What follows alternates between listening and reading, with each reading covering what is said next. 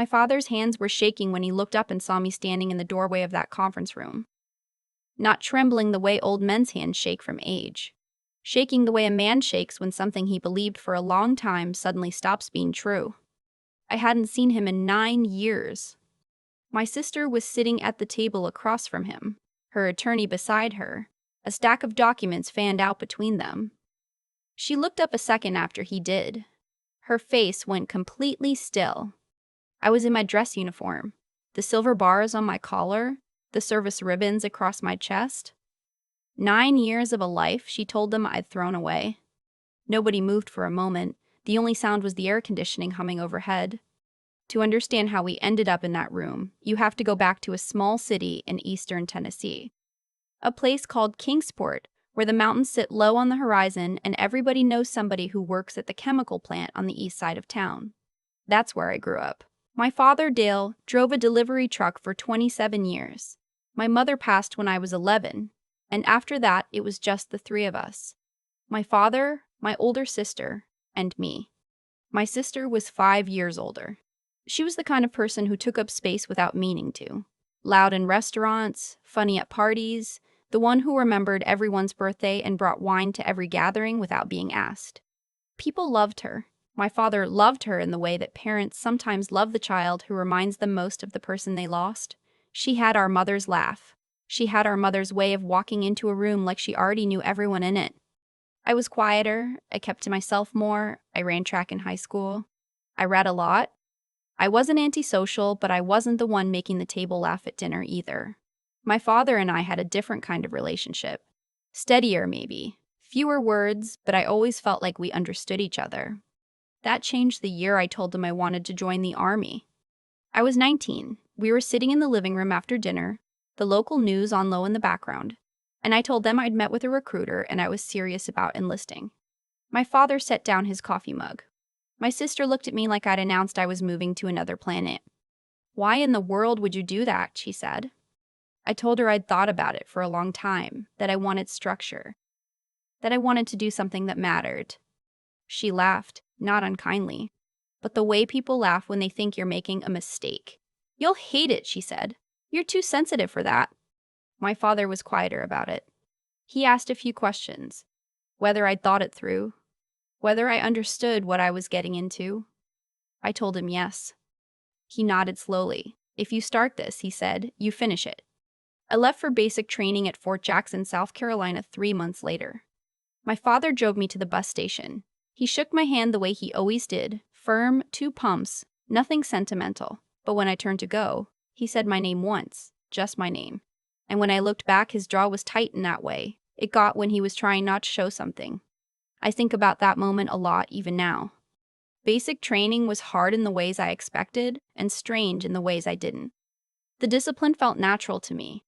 The early mornings, the structure, the clear expectations. What surprised me was how much I liked the people. Men and women from all over the country, different backgrounds, different personalities, but everyone moving toward the same thing. There's a particular kind of respect that builds when people go through hard things together. I found that comforting in a way I hadn't expected. I wrote letters home every week. My father wrote back with short, practical updates. Truck needed new brakes. Mrs. Albright from down the street had a hip replacement. Weather's been weird. Brief, factual, but he wrote every time. My sister didn't write. About 4 months into training, my father's letters stopped. I told myself mail was slow, that he was busy, that there was a backlog somewhere in the system. I tried calling during my allowed phone time. No answer. Left 2 messages. The third time I called, he picked up. His voice was different, flat in a way it usually wasn't. Dad, I said. Hey. A pause. Hey. Is everything okay? Another pause, longer this time. Your sister said you left. I felt something go cold in my chest. What?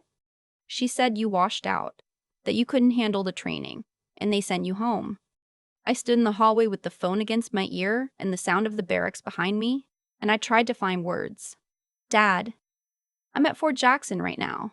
I'm calling you from base. She said you were embarrassed, that you didn't want anyone to know. That is not true. Silence. I am still here, I said, I didn't wash out. I'm halfway through the cycle, and I'm doing fine. Why would she tell you that? His voice went careful in a way that meant he'd already made up his mind.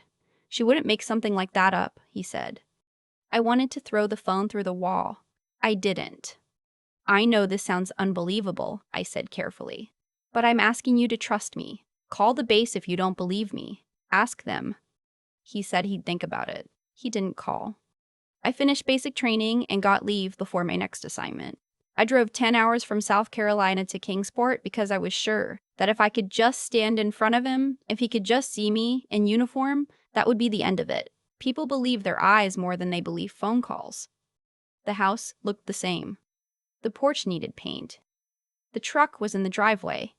My father answered the door. He looked at me for a long moment. Then he looked at the uniform. For a second, I thought it was going to be okay. Then my sister appeared behind him in the hallway. Her expression didn't change. She stepped slightly forward, like she was closing a gap. "This is a lot," she said. "I don't think we're ready for this." I looked at my father. "Dad, you can see me right here." He looked between the two of us. His face was complicated.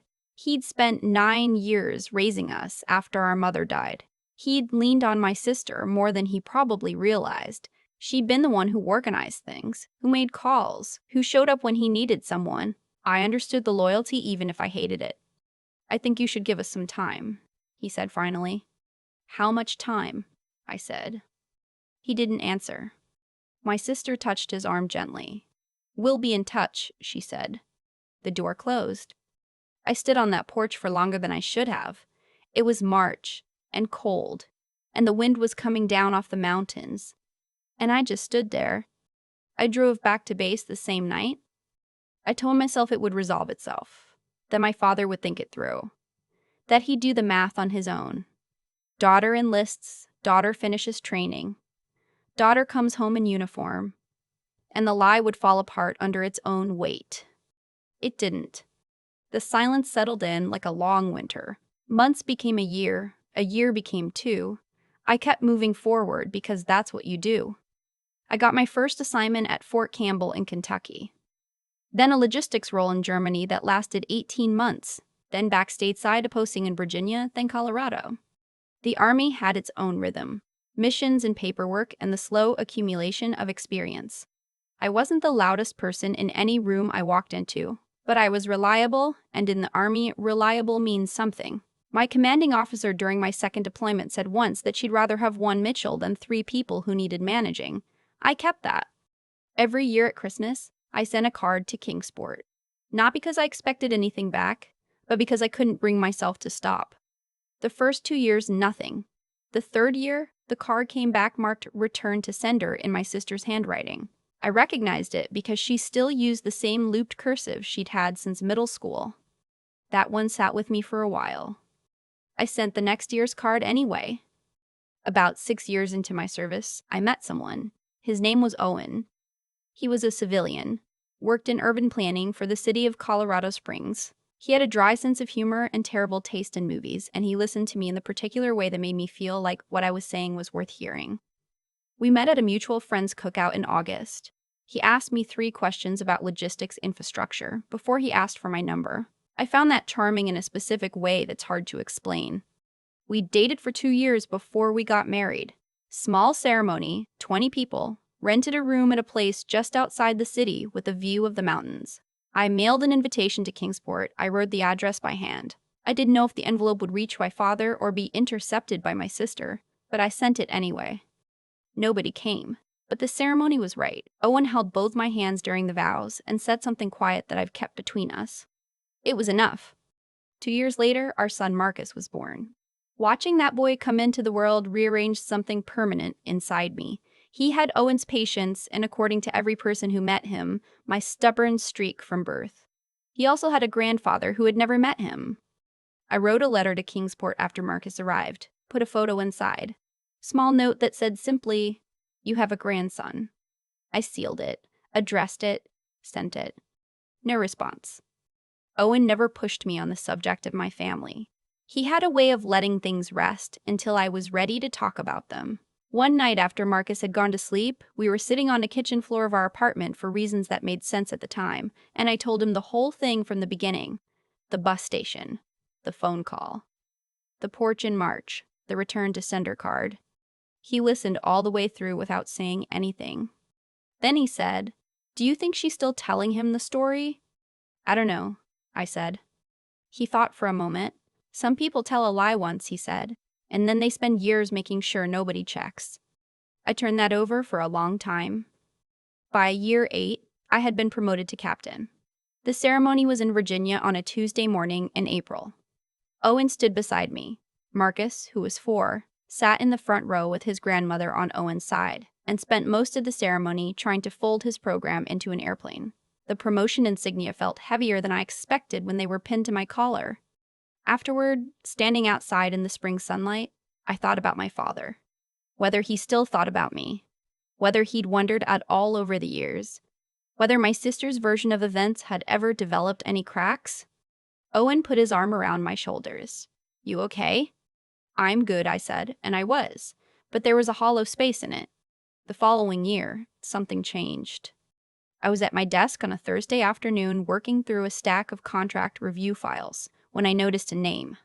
The file had been forwarded through 2 offices before landing with me as part of a routine audit of a vendor relationship. A real estate holding company had submitted invoices for contracted services that didn't match the delivery records. There were discrepancies across 14 months, significant ones. The name of the company's primary contact was my sister. I read the line 3 times.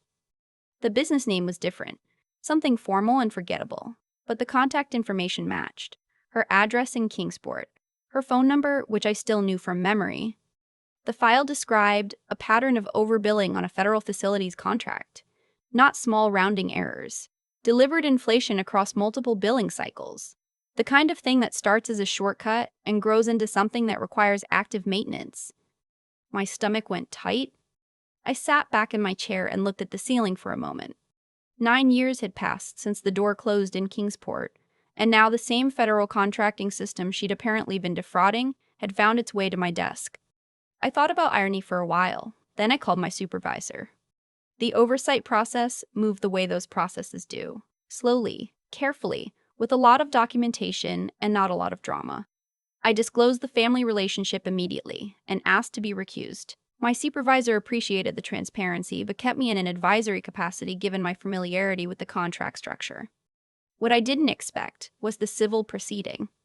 My sister had been notified of the audit. She'd retained an attorney. There was going to be a formal review session to examine the billing records, and because I'd been flagged as a subject matter expert on the contract in question, my presence had been requested. My father would be there. He'd apparently been helping manage her finances during the audit period and was considered a relevant party. When my supervisor told me that last part, I was quiet for longer than was probably professional. "Your call," she said. "I can have someone else there." I thought about Owen, about Marcus, about a Tuesday morning in April when 2 people I cared about were in the audience and 2 people who should have been weren't. "I'll be there," I said. The night before the review session, I didn't sleep well. I lay awake listening to Owen breathe and running through the same questions over and over. What would my father look like? Whether he'd changed? Whether he'd look at me at all? Owen woke up around 2 in the morning and found me sitting on the edge of the bed. "You're thinking about tomorrow," he said. "Yes." He sat up. "You want to talk?" "Not really," I said. I just needed to not be alone with it. He nodded and didn't say anything else, just sat there in the dark beside me. That was enough. I woke before the alarm. Old habit. I stood in front of the bathroom mirror and put on my dress uniform carefully, the way I always do for formal occasions. The captain's bars. The service ribbons. 9 years of decisions reflected back at me. Marcus wandered in while I was straightening my collar. He was 6 by then and deeply serious about anything involving my uniform. "You're wearing the good one," he said. "Yes," I said. "Is it something important?" I picked him up, which he still tolerated at that age. "Sort of," I said. He studied my face for a second the way small children sometimes do when they sense something they can't quite name. Then he patted my shoulder twice, very deliberately, like he was copying something he'd seen Owen do. "Okay," he said. Owen drove me to the building. We didn't talk much on the way. When he pulled up outside, he put the car in park and looked at me. "Whatever happens in there," he said, "you already know who you are." "I know," I said. He squeezed my hand once, then I got out. The conference room was on the third floor of a federal building in downtown Nashville. I took the elevator up. I could hear voices behind the door before I opened it. My father was sitting at the table with his back to the door. My sister was across from him, her attorney beside her. There were 2 other people from the contracting office already seated. I opened the door and walked in. My father heard my footsteps and turned first. I watched his face go through several things very quickly. Confusion, recognition, something that might have been the beginning of grief.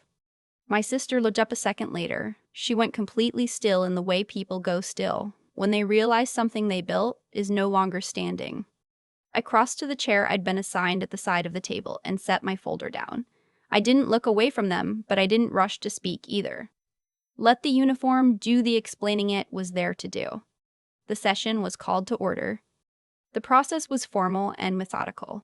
The contracting officer walked through the billing records line by line. The discrepancies were documented clearly. My sister's attorney made several objections, each one noted and addressed. It wasn't dramatic. The truth rarely needs drama when it has documentation. I answered 3 questions about the contract structure.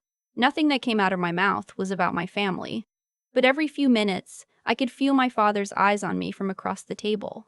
Not staring, more like checking, the way you check something that confuses you, glancing back to confirm it hasn't changed. My sister kept her eyes on the documents in front of her. During a short recess, I stepped into the hallway to get water from a fountain near the stairwell. When I turned around, my father was standing a few feet away. He looked older than I remembered. His hair was mostly gray now. His face was more lined. But the way he stood was the same. That particular stillness he had, weight balanced, hands at his sides. We looked at each other for a moment. He spoke first. "You're a captain," he said. "Yes, sir." He looked at the insignia on my collar for a long time. When he looked back at my face, there was something in his eyes that wasn't quite what I expected. It wasn't guilt yet. It was something before guilt. The expression of a man who has just realized the story he was given and the story that was true are not the same thing. "You never left," he said. "No." He exhaled slowly through his nose. "You came home. That March, I remember." "Yes." He looked down at the floor. "You were in the uniform then, too?" "Yes." His jaw moved. For a man like my father, silence is rarely empty. It was working something through. "Your sister told me you borrowed it," he said finally, "that you'd rented it somewhere, to try to convince me." The words were so specific and so absurd that for a second I couldn't respond. "I rented an army uniform." He heard how it sounded. His shoulders moved slightly. "I was angry," I said, not loudly, just as a fact. "I know," he said quietly. The door to the conference room opened, and the contracting officer leaned out. 2 minutes. My father nodded but didn't move right away. He looked at me again. "How long?" he said. 9 years, I said. He closed his eyes briefly. 9 years. Then the door opened wider, and we both went back in. The session concluded an hour later. The findings were entered into the record. My sister's attorney requested time to respond to the documentation, which was granted. These things take months to resolve. The federal process is not fast. We all filed out into the hallway again. My father came to stand near me while my sister spoke in low, urgent tones with her attorney across the room. He watched her for a moment without saying anything. Then he turned away. "I need to ask you something," he said. "Okay?" "Did you try to reach us?" "Over the years." "Christmas cards," I said, "every year. And a letter when I got married. And when Marcus was born." His face tightened slightly. "Marcus." "My son. He's 6. Something moved in his expression. He looked over at the window. At nothing particular for a moment. Then he said, "I got 2 cards. She told me you'd sent them to make us feel guilty, that you were trying to manipulate the situation." I looked at him. "I believed her," he said. I don't know why I believed her. I think I didn't want to be wrong. There it was. The same thing. Different words than I'd imagined, but the same shape underneath. Not cruelty, not indifference, the sheer weight of not wanting to have made a mistake. You could have called the army, I said, at any point. They would have confirmed I was active duty. He nodded slowly. I know. I didn't say anything else. There wasn't a version of this conversation that gave back 9 years. My sister had finished with her attorney and was standing nearby now. Her arms were crossed. Some of the stillness had left her, and what was underneath it was something rawer. My father looked at her. His voice was quiet, but very clear. How long did you know? He asked. She looked at him for a moment, then at me, then at the floor. I didn't think it would go this far, she said. That's not an answer, he said. She was quiet. I wanted to understand it for a long time, the mechanics of why she did it. Whether it was a moment of jealousy that snowballed, whether she made a calculation, whether she'd ever intended to fix it. The truth, I think, is simpler and sadder than a plan. She said something once, years before I enlisted, about feeling like she'd spent her whole adult life taking care of things while I got to be the one who left. I don't know if she even remembered she'd said it. Some lies don't start as weapons. They start as something smaller. A little relief from a comparison you're tired of living inside. And then they root. My father drove home to Kingsport that evening. Before he got in his car in the parking garage, he stopped and turned back toward me. I owe you an apology, he said. More than one? Yes, I said gently. He nodded once, formally, the way he nodded when he meant something. Can I call you? He asked. Yes, I said. He got in his car. I watched him pull out of the parking space and disappear around the corner. Owen was waiting for me outside with Marcus, who had spent the afternoon at Owen's parents' place and arrived with paint on his shirt and an apparently very strong opinion about something that had happened at lunch. He launched into the story the moment he saw me. Owen looked at my face over the top of Marcus's head. I gave him a small nod. He exhaled. My father called 4 days later. It was a Sunday evening, and I was washing dishes while Marcus watched something in the other room. I dried my hands and sat down at the kitchen table. We talked for almost an hour. He asked questions carefully, the way he always had, one at a time, waiting for the full answer before moving to the next. He asked about the army, about Owen, about Marcus. His voice caught slightly when I described Marcus. I noticed it and didn't comment on it. Near the end of the call, he said, I still have a card you sent. 4 years ago. I didn't say anything. There was a return address on it, he said. I looked at it, a lot. Why didn't you write back, I asked. He was quiet for a moment. Because I didn't know yet what to say. I kept telling myself I'd figure out what to say first. You never figured it out, I said. Not until now, he said. I'm sorry. I know, I said. The legal process against my sister took most of the following year. I was not directly involved in the outcome. The civil finding resulted in repayment of the overbilled amounts and a ban from future federal contracts. No criminal charges. I don't know how I feel about that exactly. Some things don't resolve into a clean emotion. My sister and I have not spoken since the conference room. I don't know if we will. Some doors need time before you can know whether they're locked or just closed. My father started driving to Nashville about once a month. The first visit was strange in the way that first visits after long silences always are. We sat in the backyard while Owen grilled and Marcus ran circles in the grass, and for a while nobody talked much. Just watched the yard and let the ordinary sounds of an afternoon fill up the spaces. Then Marcus came over and stood in front of my father with the particular solemn intensity of a 6-year-old with a question. Are you my grandpa? He asked. My father looked at him for a moment. His jaw did that thing. Yes, he said. Marcus considered this carefully. Okay, he said. Do you want to see my rocks? He has a collection, Owen explained. My father looked at me. I shrugged. Sure, my father said. Let's see them. Marcus took his hand and pulled him toward the shed where the rocks were kept, and I watched my father walk across the backyard with my son, a little stiff, a little uncertain, but moving forward. Owen came to stand beside me with 2 glasses of iced tea. Well, he said. Yeah, I said. We stood there together and watched them go. My father has been to every significant thing in the past 2 years. Marcus's school play, a birthday, a Sunday dinner where we tried a new recipe and it didn't work, and we ordered pizza instead, and it was better than the dinner would have been anyway. He doesn't say much during these visits. He's still the same man he was in that driveway in Kingsport, more comfortable with presence than words. But he shows up. And in my family, showing up has always meant something. People ask sometimes whether I'm bitter about the years. 9 years is a long time. I missed things. They missed things. Marcus has a grandfather who came into his life late, and that's just the shape of it now. I don't know that I'm bitter. What I feel is more like the sensation of having carried something heavy for a long time and then setting it down. Not relief exactly, just the absence of weight. What I know is this. The lie didn't work the way my sister planned, if she planned it at all. The army didn't disappear just because someone said it did. I didn't disappear. I kept going, kept serving, kept sending cards to an address in eastern Tennessee because some part of me wasn't willing to let the door close all the way. And my father, for all his stubbornness, for all the years of pride that kept him from picking up the phone, kept 2 Christmas cards in the drawer of his nightstand.